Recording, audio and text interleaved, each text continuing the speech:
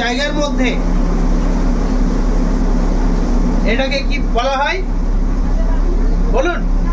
Tibia. তো এই tibia হাড়, এই টিবিয়া হাড়ের মধ্যে যে কোনো জায়গায় আপনি দাববেন তো এইভাবে বসে যাবে, আম পাকার মতো। বসেছে?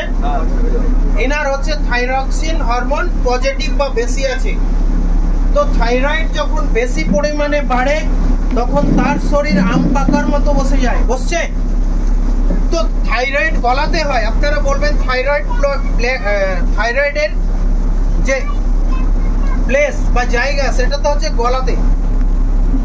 তো এই পিটুইটারি গ্ল্যান্ড, তারপরে হচ্ছে থাইরক্সিন গ্ল্যান্ড, তারপরে হচ্ছে অ্যাড্রিনাল কর্টেক্স হরমোন গ্ল্যান্ড, এটা হচ্ছে লাংসে। তো লাংসের যে উপরি পার্ট আছে, যে ইসোভেগাস থেকে শুরু করে যে দুটো পার্ট পর্যন্ত ডিভাইড হচ্ছে, সেই ডিভাইড অংশে কি থাকে না অ্যাড্রিনাল কর্টেক্স হরমোন। তারপরে চলে আসি না হরমোনাল গ্ল্যান্ডে, টেস্টিস গ্ল্যান্ডে টেস্টিস বা টেস্টোস্টেরন হরমোন। তো এই থাইরক্সিন হরমোনটাকে কিভাবে আপনারা শরীর থেকে রিমুভ করবেন?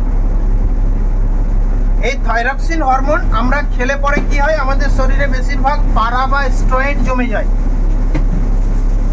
সায়ন এমন টাইমে এলো আমাকে ডিস্টার্ব করার জন্য। না না চলে আসি, করো করো, আপনি খালি কি করে দিন, আপনারটা দিয়ে দিন।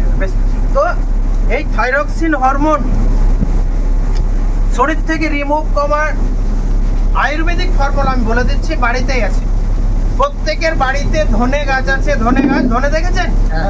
বেশ বসুন, আমি এবার বলে দিচ্ছি। এই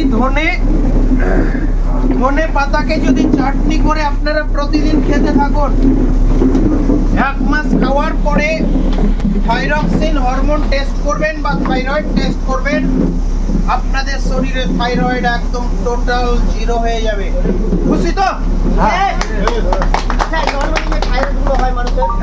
ধনে পাতা খান, ধনে পাতা। হ্যাঁ,